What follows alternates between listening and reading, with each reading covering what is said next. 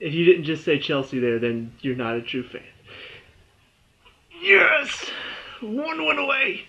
One win away! We could win it on Friday. It's that close. Whew! So, the Premier League does some very strange things. I mean, just last week, I was cheering for Arsenal. This week, I was cheering for West Ham.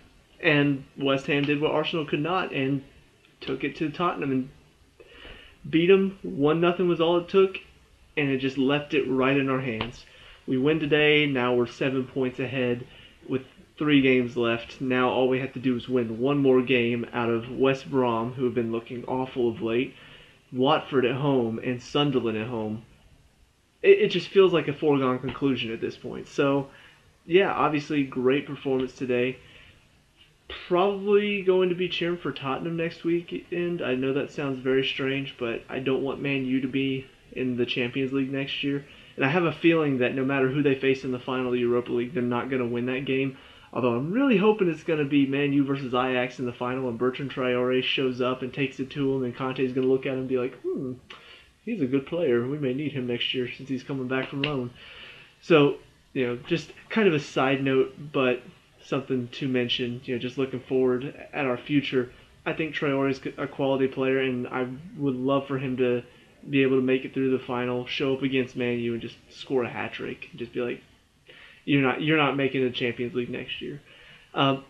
So there's not really a whole lot to talk about the game as a whole. I mean, it was just a great performance, and Middlesbrough, honestly, it's not like they didn't put up any fight at all, but they were very, very clearly just outclassed.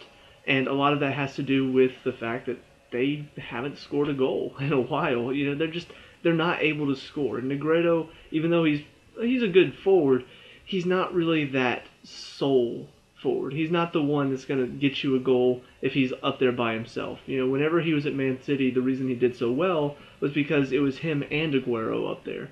So it was never really he was doing it by himself. And I think that's been a lot of his problem this year, is that he's been up there by himself. He's been the sole striker, and he's not that type of player. So they didn't really do much to threaten us back there. And so one of my biggest concerns today, Conte's out. David Luiz was taken off last week with an injury, and his performances haven't been great. So seeing the same back three and seeing Conte out, I was a bit concerned. But because Middlesbrough's front line is so weak right now, they didn't really do much to threaten that. That being said, individually, I will talk about this in a second, but Negredo did have a couple chances because David Luiz made a couple mistakes, but overall, they didn't really threaten us. We put a lot of pressure on them going forward. So all in all, the team performance was great. Individually, Courtois had nothing to do.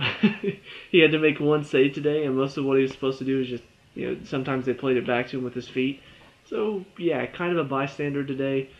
I don't mind that whenever that happens. I prefer that he doesn't have to make a lot of saves, but yeah, that's pretty much all I have to say about him. Spilicueta, one of the comments made today, can't remember if it was Lasso or Dixon that said it, but one of them was talking about, I can't think of a moment this season where Spilicueta's made a mistake. And it's so true. He's such a solid defender. And not only is he great defensively, but even on the ball, it's like he hardly just gives it away. And even if he does, it's like it's a pass, and then all of a sudden he's putting pressure on it, trying to win it back, and it's almost like he didn't lose it in the first place. So he's such a solid defender. And today, he didn't really have a whole lot to work with not a lot to work with. He didn't have a whole lot to do defensively because the only one up there was Negredo, and David Luiz was on him most of the time. So pretty much all he was really asked to do was to mainly cover for, if Moses got up and didn't track back, sometimes he had to cover for him a little bit. But aside from that, he was pretty much, he didn't have a whole lot to do defensively. He didn't have anybody specifically to mark. So he was just kind of able to roam and put in challenges wherever he was needed to, and he does that very well. David Luiz, like I said, there are a couple times where Negredo beat him to the ball, and it happened last week against Everton as well. And like I said, if Lukaku had been a bit more in form, when it comes to big teams, he would have done some damage. So the fact that he wasn't meant that even though David Luiz was making mistakes, it didn't really affect anything. Today, kind of similar thing. Negredo, he's a good striker, but he's not really somebody who's going to beat everybody in the defense. But he's beating David Luiz with strength, and there are too many times where that's happening where it comes out of the air and it feels like David Luiz should just beat him to it and get it away, but he's not. He's letting him in. There was even one where Traore took it down the line, crossed it in, and it feels like David Luiz is right there. All he has to do is step in and clear it. And he just stood still. It was like, dude, what are you doing? Go to the ball. Why are you on your heels? So, I don't know. I don't really think we'll have much to worry about in these last few games. I would really prefer it, though, if Terry got to start over him in the last few games, just because, well, obviously we need to win the title first. But, if we win it this Friday, I would love to see Terry make his appearance, start in the last two games ahead of David Luiz, mainly because it's like his maturity that he had throughout most of the season has started to kind of fade away. He's gotten into some stupid challenges. He's starting to get pulled out of position. He's starting to lose out on challenges. It just seems like a lot of that maturity is gone now. So, yeah, I was a little disappointed, but it's still overall not a bad performance, just frustrating at times. Cahill looked a lot better today, and part of that may be because he didn't really have a whole lot of testing coming his way. But, he was called upon a couple times to put in a good challenge to put some of the Middlesbrough players off, and he did what he was supposed to today. So, overall, I was fairly pleased with his performance. Alonso today, though, really, really, really stepped up. And he's a player that has been kind of on my radar as somebody we may need to get rid of or drop in the next game or something. We've got Ake, we've got Kennedy, we've got players that can play that position. And he's been a player that's been underperforming for most of the second half of the season. He hasn't been as effective going forward. He hasn't really been helping us defensively. So why is he out there? Today, definitely stepped up on both accounts. Part of that is because Traore is not really much of a defensive player, so he was allowed to get forward and was in a lot of space whenever he did. But you look at him defensively, Traore is a hard player to mark. Whenever he gets on the ball, he's very fast, very easy to get past somebody for him. Alonso didn't let him. He was very smart. He put in a lot of good, smart challenges. Whenever you're not as fast as the other player, you want to make sure that you get your body in so they don't get up to speed. He did that every time. So it was very good to see that he was very smart today in what he did defensively. And then going forward, he found himself in a lot of space and did as much as he could with it. He got himself a goal because of it. Although, still think that was maybe an own goal.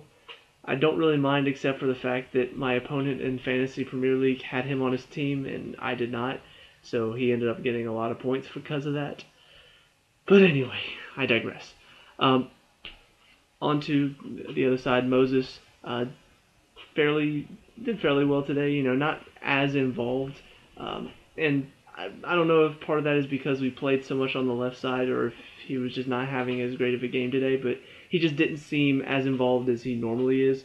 He still was involved at times and still did do a lot of good stuff. But just overall, he has been more involved in some other games. So maybe that was just because they were guarding that side so well that, Alonso was the one in space, so we constantly went to the left side instead of to the right, possibly. But, he still did what he was supposed to, tracked back when he had to, did well getting forward and helping out when he needed to be. Into the middle, with Conte out, obviously it was Fabregas and Matic. I really liked both of their performances today, but I think part of that is because, and I've talked about this before, Matic for me has been really underperforming in the last few games. He's been one of our problem players where he's not closing down, he's not really tracking men, and I'm just like, what is he doing? Today, he was the more defensive one because Conte wasn't in, so he was the one that was having to sit back and help out, and he looked great. And I think part of that problem is when you've got two players with that same mindset and then you send one of them to be the sort of box-to-box, to be a bit more attacking, it makes them look worse than they are. So, I'm watching Matic in the past few games, and he's losing track of men. There's a guy behind him, pass goes in, and he's in space because Matic should be there, but he's not. There are times whenever he's on the ball and he's giving it away, or, he's putting in a silly challenge where he should be kind of tracking a man, and so now he's pulled out of position. Today, because he was the defensive midfielder, because he was supposed to sit in, he just did what he's supposed to. He did everything that I've been complaining about. He did all of that stuff because he was the defensive midfielder today, and Fabregas was the one that was supposed to be a bit more attacking.